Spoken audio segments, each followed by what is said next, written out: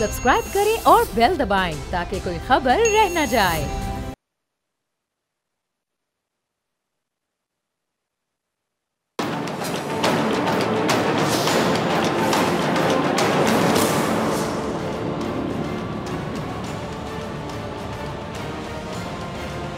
अस्सलाम वालेकुम, मैं हूं डॉक्टर फ़िज़ा खान और मैं हूं पाकिस्तान। पेट्रोल सस्ता होने के असरात सामने आने लगे। रेलवे ने ट्रेनों के किराए कम कर दिए, गैस की कीमत में भी बड़ी कमी का इम्कान, मईशत की सांसें बहाल होने लगी।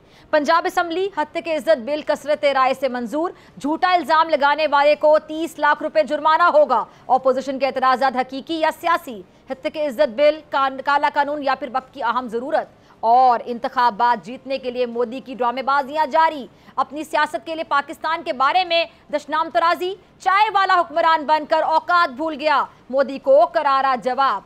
प्रोग्राम का नाज़िर मैं आगाज़ करूंगी।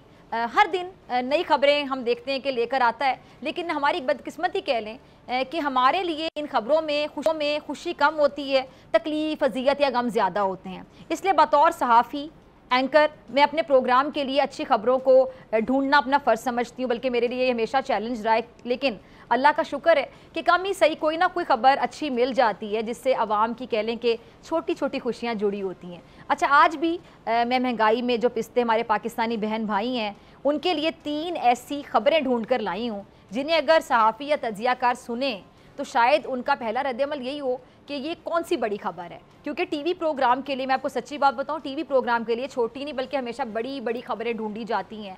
कई बार मिर्च मसाले वाली खबरें ढूंढी जाती हैं और यही हर एंकर की कोशिश होती है कि भाई ऐसी खबर ढूंढी जो बहुत बड़ी खबर हो। लेकिन यकीन माने, मेरे लिए बड़ी खबर कौन सी खबर होती है जिससे किसी गरीब के दिल में खुशी दाखिल हो सके।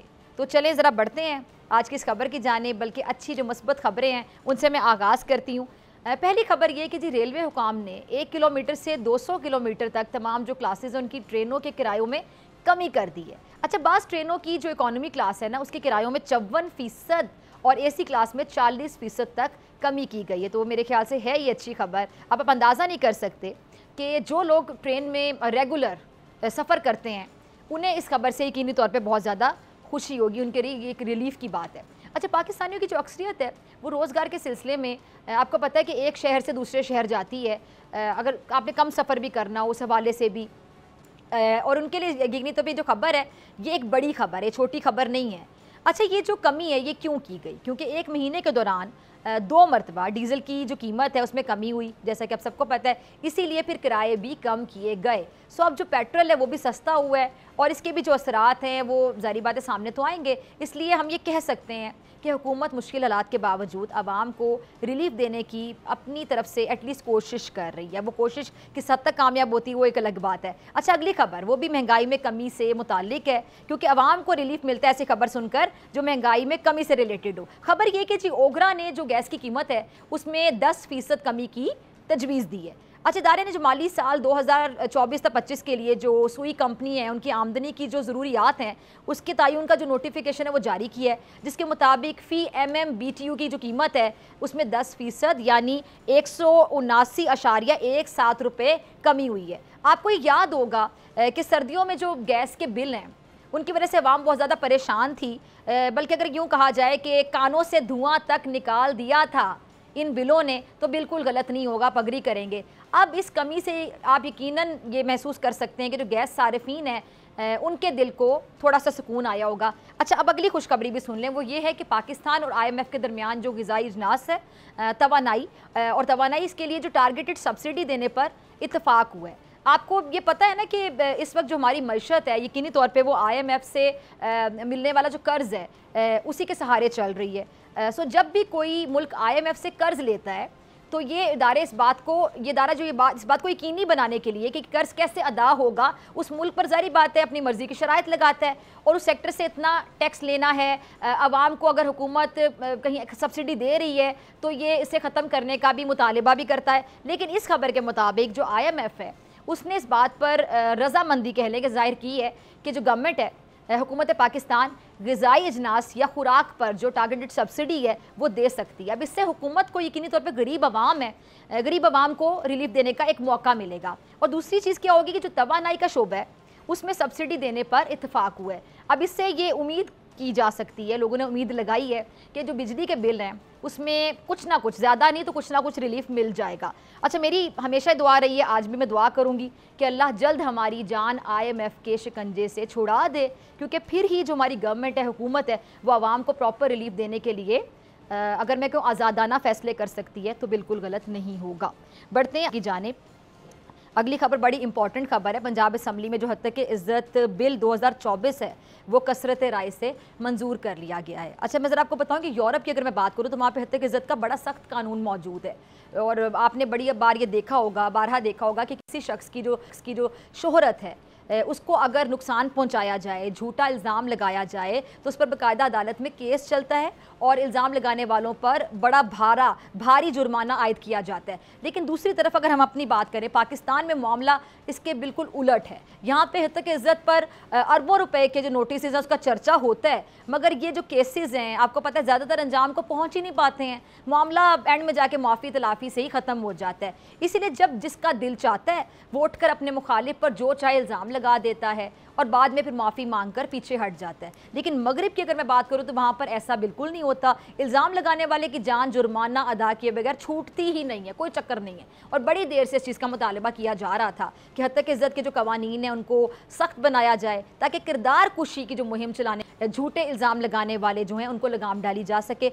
अब इस सिलसिले में आप कह लें कि पहल जो है वो कह लें कि पंजाब असम्बली ने कर दी है और स्टार्ट हो गया जी। जहाँ तक इज़्ज़त तरमीमी बिल 2024 ऐवान ने कसरत राय से मंजूर कर लिया है।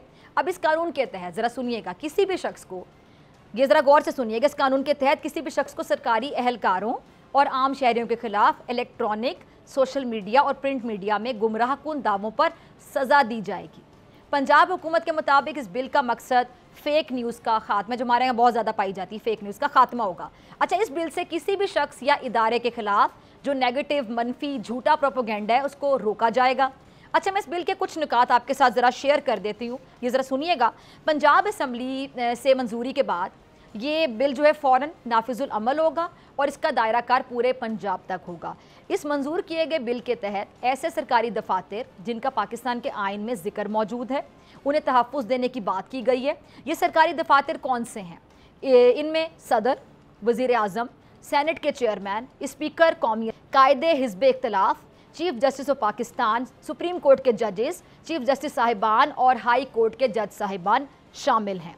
अब इसी तरह गवर्नर, वज़ीर आला, सूबाई असम्बली में कायदे हिज़्ब इख्तिलाफ, सूबाई असम्बलियों के speaker, election commission of Pakistan के चेयरमैन और जो मेंबरान हैं, ऑडिटर जनरल ऑफ पाकिस्तान के खिलाफ कोई भी झूठी खबर या गलत मालूमात फैलाना अब से बाकायदा जुर्म तस्वुर होगा। अच्छा, इसी तरह chairman joint chiefs of staff committee, chief of army staff, chief of naval staff और चीफ ऑफ एयर स्टाफ के खिलाफ भी कोई भी झूठी खबर या गलत इंफॉर्मेशन मालूमात फैलाना ऐसा जुर्म होगा जिसकी बाकायदा सज़ा मिलेगी। ये झूठी खबर प्रोपेगेंडे की शक्ल में ज़बानी हो, तहरीरी हो, वीडियो की शक्ल में हो, ये किसी अखबार में छपे या फिर सोशल मीडिया पर शेयर की जाए, इसकी शिकायत एक ट्रिब्यूनल में दर्ज होगी जिसके सरबराह के इख्तियारात लाहौर हाई कोर्ट के जज के बराबर होंगे। और अगर इस ट्रिब्यूनल के सामने किसी शख्स का जुर्म साबित हो गया तो उसे 30 लाख रुपए उस शख्स को देना होंगे जिसके खिलाफ उसने इलेक्ट्रॉनिक या सोशल मीडिया पर झूठे इल्ज़ामात लगाए होंगे। तो मैं ये समझती हूँ कि इल्ज़ाम तराशी, किरदार कुशी का ये खेल अब नहीं चलेगा, ये बंद हो जाएगा, क्योंकि ऐसे नहीं चलेगा। झूठ फैलाकर दूसरों की पगड़ियाँ उछालने वालों को निशाने इबरत बनाना चाहिए। ये लोग किसी रियायत के मुस्तहिक नहीं हैं, लेकिन सितम देखें कि हम हर उस चीज़ में सियासत को तरजीह देते हैं। अब इस बिल को लेकर आप देख लें कि अपोजिशन में जो बैठी PTI है वो शदीद एहतजाज कर रही है। क्यों? हकीकत क्या है कि सोशल मीडिया पर आपको पता है कि ट्रोलिंग का सबसे ज़्यादा इल्ज़ाम किस पर आता है? जो एहतजाज कर रही है PTI उस पर आता है। इसीलिए उन्हें इस बिल से बहुत ज़्यादा ख़तरा महसूस हो रहा है। और दूसरा, हमारे कुछ सहाफ़ी भाई भी इस बिल को आज़ादी इज़हार का गला घोंटने की कोशिश करार दे रहे हैं। तो हुकूमत पंजाब को सहाफ़ियों के तहफ़्फ़ुज़ात पर गौर करना चाहिए।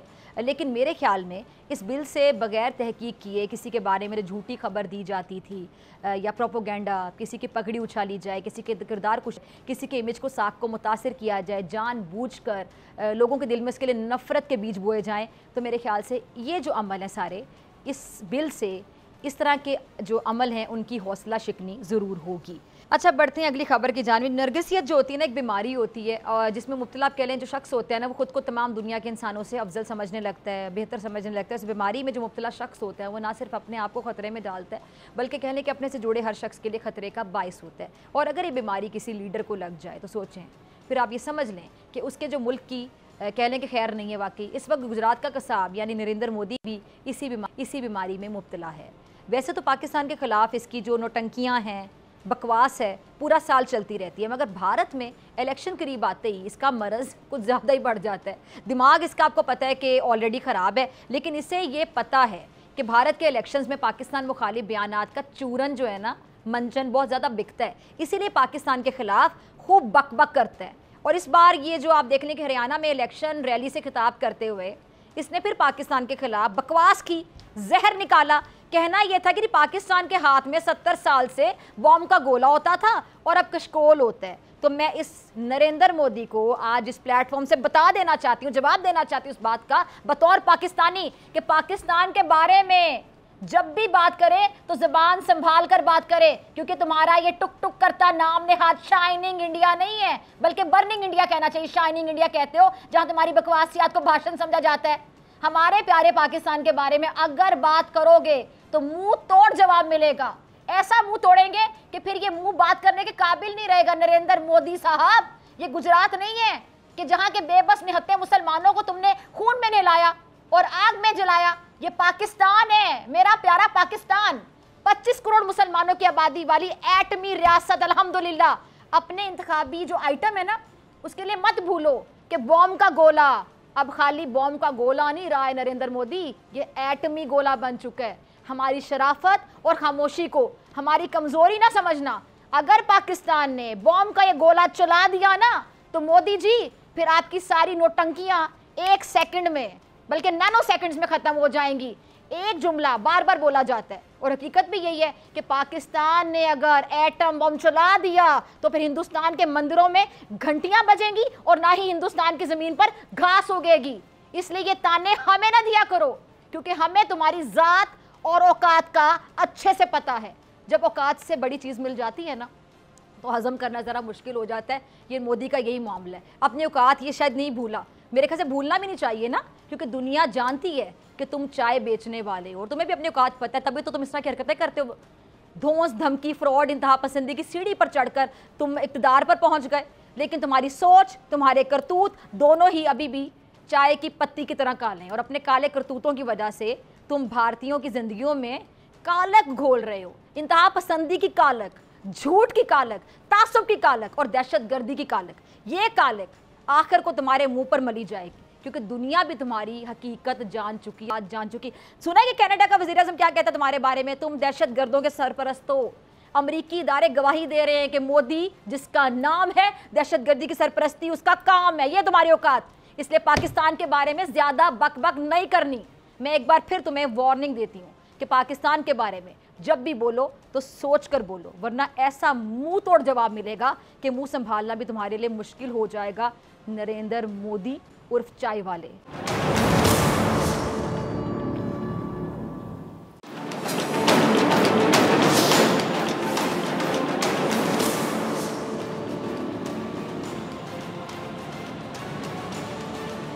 वेलकम बैक नाजरीन। सियासत से मईशत और मईशत से अदालत तक हर जगह हलचल मची हुई है। पाकिस्तान इस वक्त मौशी गर्दाब में फंसा हुआ है।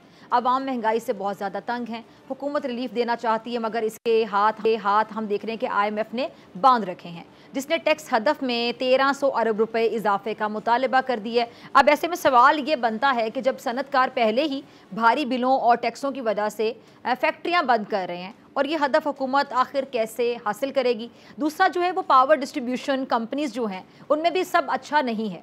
अपने पहले दौर में वज़ीर आज़म शहबाज शरीफ साहब ने जो बोर्ड बनाया था, उसे ख़जाने को 589 अरब रुपए का नुकसान पहुंचाने पर बरतरफ कर दिया गया था। अब सवाल ये कि कौमी ख़जाने को पहुंचने वाले इस भारी नुकसान का आखिर ज़िम्मेदार कौन होगा? कोई तो रिस्पॉन्सिबल है, इसे पूछा जाए। मईशत से हटकर अदालत की अगर मैं बात करूँ तो बानी PTI को रिलीफ पर रिलीफ मिल रहा है।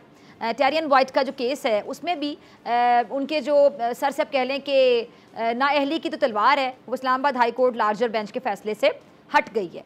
अच्छा, मुखालिफिन ये जो रिलीफ है, चेयरमैन जो बानी चेयरमैन है पीछे है कि उनके रिलीफ के ताने बाने किसी किस्म की डील से जोड़ रहे हैं, क्या ये डील का जो तासुर दिया जा रहा है दुरुस्त है या फिर ऐसी बातें की जा रही हैं, सियासी इल्ज़ाम कह लें, या फिर वो हमारे यहाँ बड़े टेवे तुक्के भी चलते रहते हैं और फिर वो गुफ्तगू होती रहती है, अपने अपने तजिए चलते रहते हैं। इन्हीं के लिए मेरे साथ PMLN से राना एहसान अफजल साहब मौजूद हैं और PTI से नईम पंजोता साहब। आप दोनों के वक्त का बहुत शुक्रिया। मैं सबसे पहले आपकी इजाज़त से अगर उनसे शुरू करना चाहूँ, नईम पंजोता साहब से। नईम साहब, ये जो एक दिन में हमने देखा कि दो बड़े रिलीफ मिल रहे हैं, अब ये जो पानी चेयरमैन के सर से एक और नाअहली की तलवार लटक गई है टैरिन वाइट केस में, और इसके साथ साथ बहुत से लोग इस चीज़ को जोड़ रहे हैं कि जो रिलीफ पर रिलीफ मिल रहा है ये बेसिकली किसी किस्म की डील है। गो कि आपकी जो पार्टी है वो इस हवाले से कोई खुलकर बात नहीं कर रही है, लेकिन बहुत से लोग कह रहे हैं कि पस मंज़र में शायद बहुत कुछ ऐसा चल रहा है जिसकी कह सकते हैं कि पर्दादारी है। क्या चल रहा है? बहुत शुक्रिया। देखें, बात यह है कि यहाँ पर कोई डील वाला मामला नहीं है। ये जजेस जो हैं, जो अदलिया है वो खड़ी हो रही है और उन्होंने बड़ा क्लियर कह दिया है लेटर के अंदर जिस तरह मुदाखलत की गई है। ये टैरिन वाइट केस जो है ये भी उस लेटर के अंदर शामिल था जहाँ से ये सिलसिला सारा शुरू हुआ है। और हम तो सलाम पेश करते हैं कि इस सारे माहौल के अंदर जहाँ आज देख लें कि रऊफ हसन, उसका कसूर सिर्फ यह है कि वो मीडिया के ऊपर आकर बात करता है कि अदलिया के ऊपर हमले ना किए जाएं या जजेस के काम में मुदाखलत ना की जाए या इस तरह के जब भी वो स्पीचेस करते, तो इस मामले के ऊपर आप देख लें कि उनके ऊपर अटैक किया गया, मेरे घर में तोड़ फोड़ की गई, क्या आप 9 मई को एहतजाज ना करें। तो ऐसी सारी सूरत हाल के अंदर उन जजेस को सलाम है। और ये कहना कि जनाब डील हो गया, कोई ऐसा मामला नहीं है। एक फैसला जो 2023 में 5वें महीने में 10 तारीख को वो पहले 3 मेंबर बेंच ने दे दिया था, तो आज अदालत ने यही कहा कि ये तो मामला पहले डिसाइड हो चुका है, तो आज दोबारा कैसे बेंच बन सकता है। अब इसमें कोई ये कह दे कि ये रिलीफ है तो वो समझ से बाहर है मेरे बात। और सेकंड बात ये रहेगी कि ये बाकी केसेस जिनमें बरीयत हो रही है, जो जैसे कि कल मैंने 9 मई के हवाले से बरी करवाया है खान साहब को, तो वो बुनियाद के ऊपर हुई है कि कोई रिकॉर्ड के ऊपर शवाहिद नहीं मिले। तो जब शवाहिद ही ना हो और अदालत बरी कर दे तो आप ये कह दें कि डील है। डील अगर इतना ही मामला होता तो वो खुल के बताते कि भाई हमने डील कर ली है और वो खान साहब आज हमारे साथ होते। खान साहब तो अंदर पड़े हुए हैं, अभी भी केस चल रहे हैं। तोशा खाना के एक नया केस स्टार्ट कर दिया गया है, ये पार्ट 4 है जो स्टार्ट किया गया है। तो ये केसेस में तो कोई कमी नहीं आ रही और हमले भी जारी हैं, हमारे लोगों को उठाया भी जा रहा है, फुटवा भी किया जा रहा है, सारा कुछ जारी है, इसमें तो कोई कमी नहीं है। ये जो अभी आप एक हमले की बात कर रहे हैं, गालिबन आप रऊफ हसन साहब के हवाले से बात कर रहे हैं, ये जो हमला हुआ है ये नहीं, मुझे बताएं कि इसके हवाले से कुछ ये बात लोग ये भी करें कि कुछ जाती नौयत का हमला है, क्या हुआ है ये? देखिए, उनकी कोई जाती नौयत का हमला नहीं हो सकता, इस तरह से कोई ऐसी बात नहीं है, कोई उनका किसी के साथ कोई दुश्मनी वाला मामला नहीं है। इस वक्त भी हम हॉस्पिटल के अंदर खड़े हैं और ये नामालूम अफराद ने हमला कराया और ये हमले हैं कोई आज से नहीं हो रहे। ये खान साहब के ऊपर भी कातलाना हमला हुआ जो जिसमें आप देख लें कि वहाँ पर जो एक्यूज थे, कल भी 2 जो है वहाँ से बाइज्जत बरी कर दिए गए हैं। और इसी तरह से खान साहब के जुडिशल कम्प्लेक्स में हुआ। उसके बाद 9 मई को भी हमला था जो कि सुप्रीम कोर्ट ने कह दिया कि ये गिरफ्तारी जो थी ये गैर कानूनी थी और उसके ऊपर इंक्वायरी भी स्टार्ट करने का हाई कोर्ट ने कहा था। और यही जजेस हैं जो कह रहे हैं कि हम इंक्वायरी नहीं कर सके कि साबिक वज़ीर आज़म साहब ये ख्वाजा सराओं ने हमला नहीं किया जो कि खबर सामने आई है। देखिए, ख्वाजा करे या कोई नहीं, मुझे बताएं कि ये हमला ख्वाजा सराओं ने किया है ना? जी ख्वाजा सराओं ने। ये प्लान कैसे हो सकता है? मतलब किसी ने ख्वाजा सरा भेज दिया हमले करने के लिए, आप ये कहना चाह रहे हैं? देखें, उस रूप में नामालूम अफराद में तो कोई ख्वाजा सरा हो सकता है, कोई औरत हो सकती है, कोई मर्द हो सकता है। अब नामालूम में वो ख्वाजा सरा भी शामिल उन्होंने कर ली है, तो वो अपनी जो है वो भर्ती जो है वो बढ़ा रहे हैं। चलिए 5 से 6 मिनट हो गए हैं प्रोग्राम को स्टार्ट हुए, अगर आप इजाजत दें तो मैं जरा राना एहसान साहब का मौका लूँ, फिर मैं आपकी तरफ आती हूँ और भी बहुत कुछ मैंने पूछना है। राना एहसान साहब, आपने नईम पंजोता साहब की बात सुनी। एक तो जो रऊफ हसन साहब पे हमला हुआ है, गालिबन ख्वाजा सराओं ने कोई हमला किया है, कुछ लोग इसको जाती नौयत की दुश्मनी भी करार दे रहे हैं, पता नहीं तहकीकात हो तो पता चले, लेकिन इन्होंने जिस तरह नाम ले दिया, एजेंसी से उसको नथी कर दिया, और मैंने इनसे बहस भी की आपके सामने, मतलब हर चीज़ को किसी चीज़ से जोड़ देना, इल्ज़ाम लगा देना, फिर आपके साथ जोड़ दिया जाता है चीज़ों को। अब उन्होंने PML का इनका नाम ले लिया, फिर 9 मई के हवाले से लोग बात करते हैं, सबसे बड़े बेनिफिशियरी आपकी पार्टी है। बिस्मिल्लाहिर्रहमानिर्रहीम। सबसे पहले तो नहायत ही अफसोसनाक वाक़या है, बिल्कुल है। हमारी दुआएं जो हैं वो रऊफ हसन के साथ हैं, अल्लाह करे वो बिल्कुल मुकम्मल तौर पे सेहतयाब हो जाएं। और हम कंडेम करते हैं इस वाक़े को कि जिस तरीके से उनके ऊपर हमला हुआ। देखिए, डेफिनेटली हमें इंतज़ार करना चाहिए कि जब तक कोई तफ्तीश ना हो जाए या मामलात कोई हकायक ना सामने आ जाए तो हमें ख़ास तौर पे किसी पे इल्ज़ाम लगाने की ज़रूरत नहीं है। और देखें यही वो सियासत है जिससे PTI मैं ख़ास तौर पे कहूँगा कि यहाँ तक पहुँची है। मिसाल के तौर पे खान साहब की अपनी हुकूमत थी पंजाब के अंदर, जब उनके ऊपर एक वो पता नहीं कौन था, वो अभी हिरासत में था, वो उसने गोलियां चलाई हैं जो भी किया, लेकिन गोलियां उनको लगी नहीं, उन्होंने उसका फोरेंसिक नहीं कराया। और अगर वो फोरेंसिक कराते तो ये मामला ख़त्म हो जाते, लेकिन उन्होंने उसके ऊपर एक बयानिया बनाया कि जी ये मुझे कोई साजिश है और इसके पीछे कुछ और है, जबकि उनकी अपनी हुकूमत थी। इसी तरीके से उन्होंने जो बार बार कहा कि मैं वीडियो बना रहा हूँ, कौन मुझे, और फिर इल्ज़ामात लगाना, अभी जेल के अंदर बैठे कभी बुशरा बीबी के उनको कोई जहर दे दिया है, फलाना है, तो ये सनसनी फैलाना। देखें ये इसका मतलब ये है कि PTI की सियासत है वो उस नहज पे पहुंच गई है कि उनके पास अब कोई मवाद नहीं है, कोई ऐसी चीज़ नहीं है कि जिसके ऊपर वो लॉजिक से या किसी अपने दलील से जो है वो अवाम की अटेंशन हासिल कर सकें।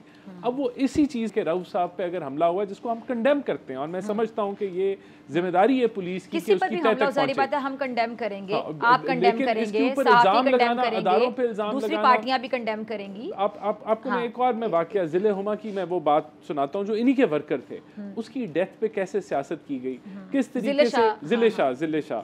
तो यही मैं कह रहा हूँ कि इस तरह इस सियासत को हमें छोड़ देना चाहिए। नफरत के बीज बोना हमें छोड़ देने चाहिए।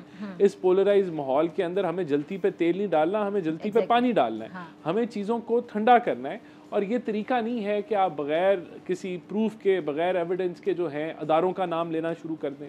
आप बग़ैर किसी प्रूफ के, एविडेंस के आप जमातों के नाम लेना शुरू कर दें, तो हम पूरा, मेरे ख्याल से पंजाब में अगर ये वाक़या हुआ है तो पंजाब पुलिस मुकम्मल तौर पे ताउन करेगी, और हम उम्मीद रखते हैं कि हक़ाइक़ लोगों के सामने आएंगे और इसके ऊपर सियासत नहीं की जाएगी। ठीक है। अच्छा नईम साहब, आप ये भी, राना साहब ने बड़ी एक अहम बात की, उन्होंने कहा कि आग पे आपने पानी छिड़काना है जिले पे, आपने उस पे ऊपर आग नहीं लगानी है, तो क्यों मतलब आग या इंतशार की फ़ज़ा मज़ीद बढ़ती चली जा रही है।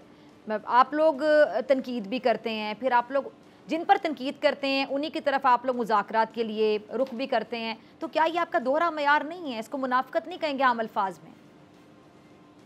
देखें बात यह है कि पाकिस्तान तहरीक इंसाफ जो है उसने अगर 27 साल की खान साहब की देखें आप पूरी पॉलिटिक्स के अंदर आएंगे तो सिर्फ और सिर्फ जो है मकसद मुल्क के अंदर रूल ऑफ लॉ के लिए वो जंग लड़ रहा है। और सेकंड बात ये रह गई कि आप देखें कि हमारे वर्कर्स शहीद हुए, हमने उसकी लिस्ट भी प्रोवाइड की 16 वर्कर्स की, और उसके अलावा हमने जो है जितने हमारे लोग जख्मी हुए, पैरालाइज हुए 4 लोग, लेकिन उसके ऊपर एक मुकदमा नहीं दर्ज हुआ। जहाँ पर हमारे मुकदमा दर्ज करवाने के लिए हम दरख्वास्त दें कि राना सनाउल्लाह बैठ कर खुलेआम धमकियां दे रहा है कि इस फितने को खत्म करना चाहिए, उसके ऊपर ना FIR दर्ज होती है। अगर खान साहब पे कातलाना हमला होता है उसके ऊपर FIR दर्ज नहीं होती, और ऐसी तो सर वही राना सनाउल्लाह साहब फिर कहते हैं कि आपके लीडर को बाहर आना चाहिए। वही राना सनाउल्लाह साहब कहते हैं कि आपके लीडर भी एक हकीकत हैं। वही राना सनाउल्लाह साहब फिर ये कहते हैं कि जितनी हकीकत नवाज शरीफ है उतनी हकीकत इमरान खान है। वही राना सनाउल्लाह साहब कहते हैं कि ग्रैंड डायलॉग की तरफ जाना चाहिए, सिर्फ यही हल है। आपने उनकी ये वाली बातें नहीं सुनी? देखिए राना साहब ऐसा कह रहे हैं तो मैं क्या ढोल बजाना शुरू कर दूं, ये बताएं ना। अब क्या मतलब आप दोनों रुख देखें ना कि एक शख्स इतना मुदब्बिराना राय का इज़हार कर रहे हैं, धमाल डालूं, ठीक है, यही आप लोगों का रवैया है ना। देखें नहीं, आप कह रहे हैं मैं ढोल बजाऊं, मैं धमाल डालूं, आपने एक बात की, मैंने साथ ही आपको दूसरी बात भी बता दी उन्हीं राना सनाउल्लाह साहब की। आ गई समझ मैडम, मुझे आ गई समझ। बात ये है कि ऐसी सारी सूरत हाल के अंदर अगर आप मुल्क के अंदर जो है जुल्म सतम जारी रखेंगे और लोगों को उठाएंगे और फिर ऐसे ऐसे बिल जो है वो लेकर आएंगे कि कोई बात ना करे, कोई साफी बात ना करे। अच्छा मुझे बताएं, जब आप लोगों की हुकूमत थी तो क्या जब नैब केसेस नहीं होते थे, किसी को भी नहीं उठा लिया जाता था, किसी की इज्जत का जनाजा नहीं निकाल दिया जाता था, किसी की पगड़ी चौक चौराहे में जाकर उछाल नहीं दी जाती थी, फिर इतने दिन आप लोग बंद रखते थे कुबत खानों में लोगों को, बाद में साबित भी कुछ नहीं कर पाते थे। आप लोगों के वज़रा के प्रेस कॉन्फ्रेंस करते थे, शहजाद अकबर साहब, फवाद चौधरी साहब, उनकी प्रेस कॉन्फ्रेंस होती थी कि अब अगली बारी उसकी, अगली बार इसके पहले से पता कैसे चल जाता, फिर आप कहते थे नैब इंडिपेंडेंट इदारा है, उसके बाद साबित भी कुछ नहीं कर पाते थे। फिर पूछा जाता था, मुझे उस टाइम के चेयरमैन नैब याद है, मैंने उनसे खुद पूछा तो उन्होंने मुझे कहा कि मैंने कहा सर आपकी प्रोसिक्यूशन वीक होती है, आपके पास इंफॉर्मेशन नहीं होती है, क्या मसला है, आप लोग साबित नहीं कर पाते हैं, इन्वेस्टिगेशन वीक होती है। तो उन्होंने सिर्फ मुझे इतना बोला कि डॉक्टर साहिबा मैं आपकी बड़ी इज्जत करता हूँ और मैं आपको सिर्फ अल्लाह को हाजिर नाज़िर जान के बता रहा हूँ कि जिसको भी पकड़ा ना दूध का धुला नहीं है। मैंने उनके मुंह पे बोला, मैंने कहा जस्टिस जावेद साहब मैं आपकी इस बात से बिल्कुल भी मुतमईन नहीं हूँ बतौर सहाफ़ी, मतलब ये काफी बड़ा आप जवाब पेश करेंगे, जिसको पकड़ा दूध का धुला नहीं था, फिर दूध का धुला कैसे गया? आपके दौर में छूट भी जाता था। चलिए फिर एक और सवाल है ना, आपके दौर में छूट कैसे जाता था? आपने हुकूमत का कहा, उसमें आपने आप तो मेरिट पे चल रहे थे ना। अब मुझे ये बताएं कि केसेस जो हैं, अगर आप करप्शन करेंगे, आप अपार्टमेंट्स बनाएंगे, प्रॉपर्टियां बनाएंगे, आप और आप गरीब को गरीब तर करते जाएंगे, आप मुल्क के अंदर जो है, आपने मेरे सवाल का जवाब नहीं दिया। आप साबित क्यों नहीं कर सके? आप उनसे पैसे रिकवर क्यों नहीं करवा सके?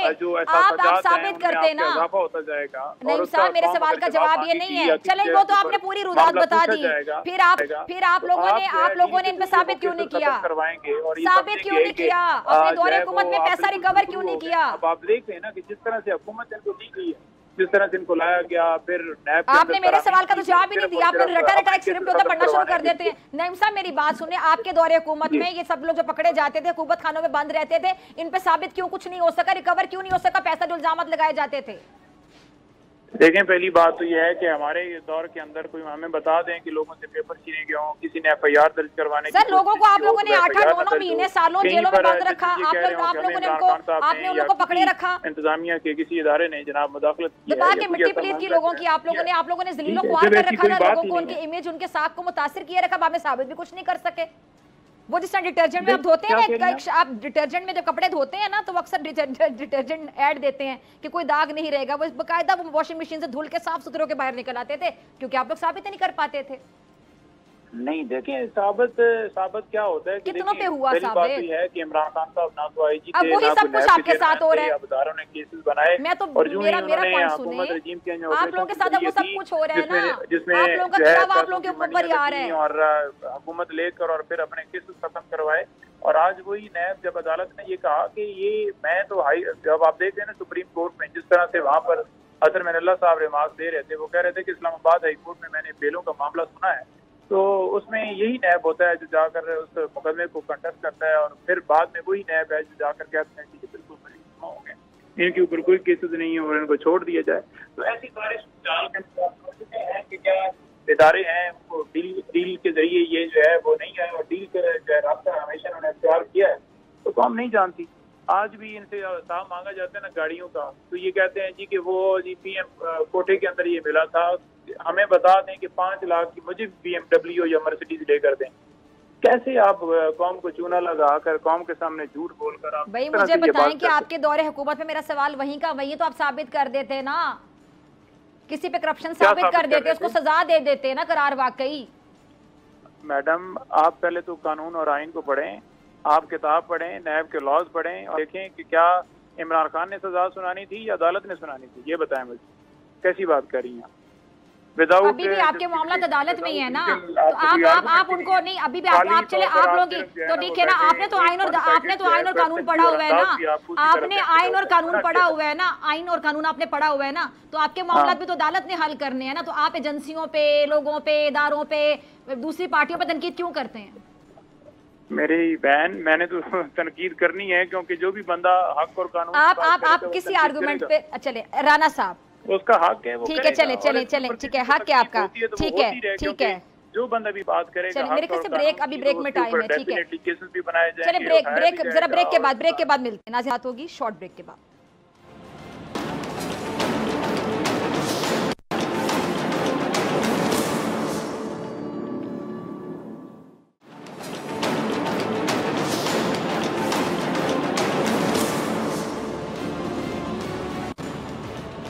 वेलकम बैक नाज़रीन, राना एहसान अफजल साहब और नईम पंजोता साहब मेरे साथ मौजूद हैं। पंजोता साहब, मैंने ब्रेक से पहले आपसे कुछ सवाल उठाए थे, है कोई जवाब आपके पास?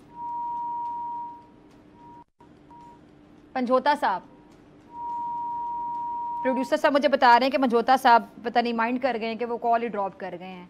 राना साहब, मैंने कोई इतने सख्त सवाल पूछ लिए हैं, मेरे ख्याल से इनसे सवाल पूछे जाएं तो इनके पास जवाब नहीं होते, और इनकी कोशिश होती है कि जवाब को अवॉइड किया जाए। मेरे ख्याल से तो बिल्कुल ठीक सवाल पूछे थे, लेकिन क्योंकि उनके पास जवाब नहीं थे तो उन्होंने। अच्छा, सवाल तो मैं आपसे भी पूछती हूँ, हर पार्टी से पूछती हूँ, तो कॉल ड्रॉप करना तो कोई हल नहीं है ना। आप लोग भी करें वो भी करें तो गलत है ना। नहीं, बिल्कुल देखिए, जवाब देने चाहिए, आपका हक है, आप हमारे से सवाल पूछें। चलें, अब जब तक अगर नईम साहब को दोबारा कांटेक्ट कीजिएगा, अगर वो उठाते हैं तो उनसे सवालों का जवाब ले लेते हैं। अच्छा, ये पब्लिक अकाउंट कमेटी का जो मामला, पहली बार भी बाकायदा वोटिंग होगी, वोटिंग से पब्लिक अकाउंट कमेटी का चेयरमैन बनाए जाने का इम्कान है, उस हवाले से कुछ खबरें गर्दिश करी, चूंकि सुन्नी इत्तेहाद कौंसिल और आपकी पार्टी में कभी हुकूमत में डेडलॉक है, तो सुनने में आ रहा है कि जो अदम इत्तेफाक की वजह से ये जो कुर्रा है निकलेगा पीपल्स पार्टी के नाम, पीपल्स पार्टी का कोई नाम सामने आने का इम्कान है। इस पर गौर किया जा रहा है कि पब्लिक अकाउंट कमेटी का चेयरमैन पीपल्स पार्टी से होगा, इसमें कितनी सदाकत है? देखिए, बात यह है कि ऑपोजिशन से पब्लिक अकाउंट कमेटी का चेयरमैन होना ये कोई कानून नहीं है।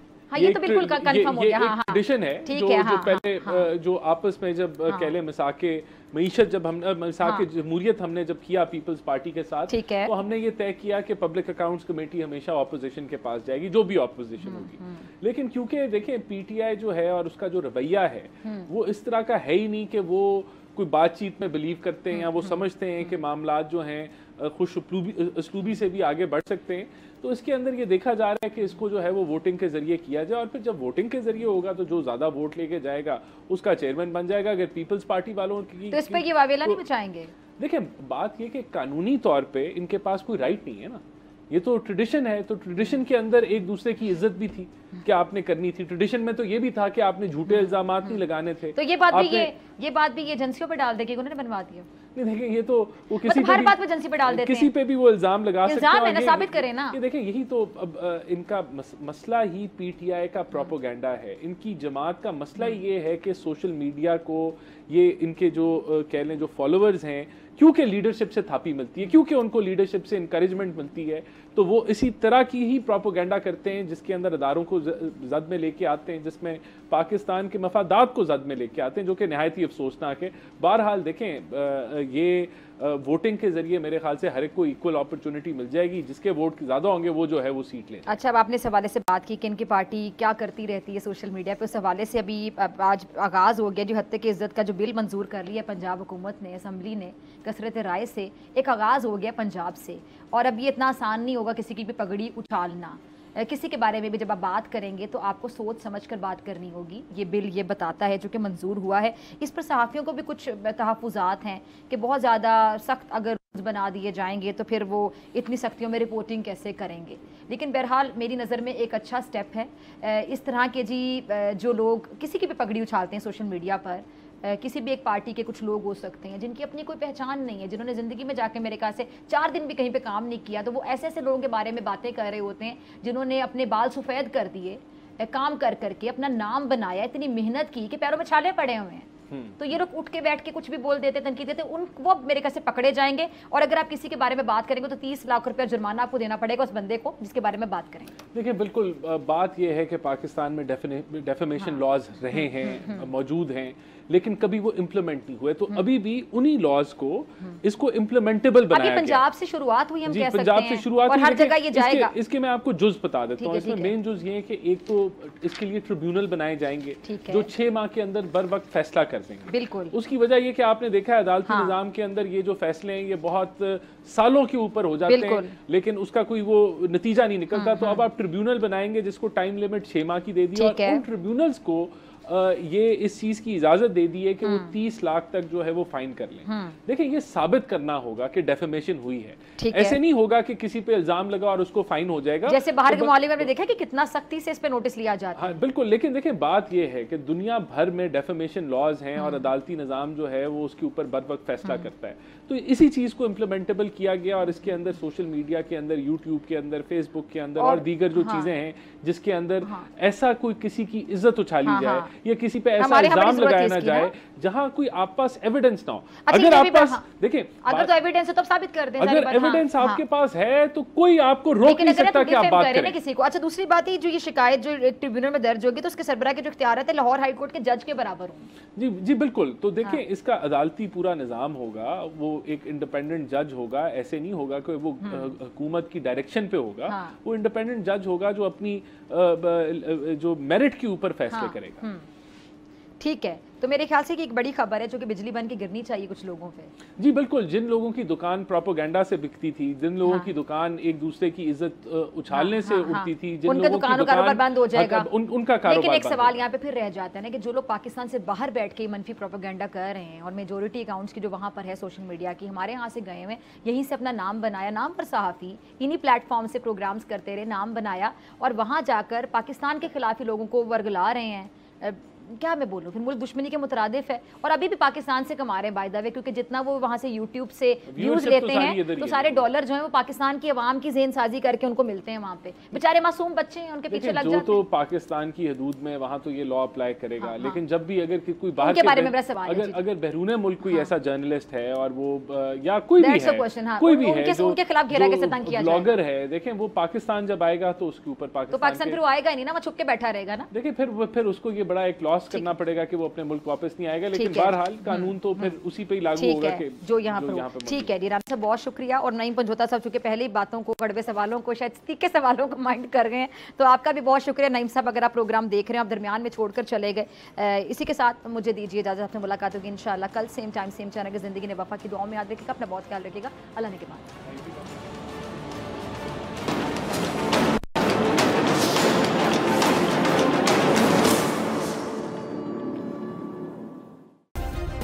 सब्सक्राइब करें और बेल दबाएं ताकि कोई खबर रह न जाए।